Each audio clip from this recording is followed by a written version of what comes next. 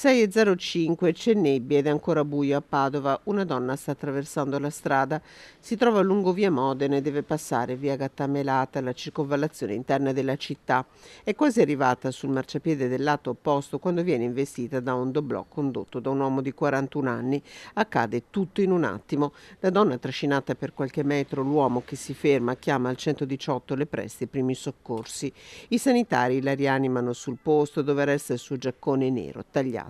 Arrivano anche gli agenti della polizia locale che conducono i rilievi. Portata in ospedale in prognosi riservata alla ferita, una donna di 60 anni che stava andando al lavoro è stata ricoverata in terapia intensiva in condizioni critiche. Nel frattempo iniziano le indagini. Dopo aver informato il procuratore di turno, il veicolo viene sottoposto a sequestro.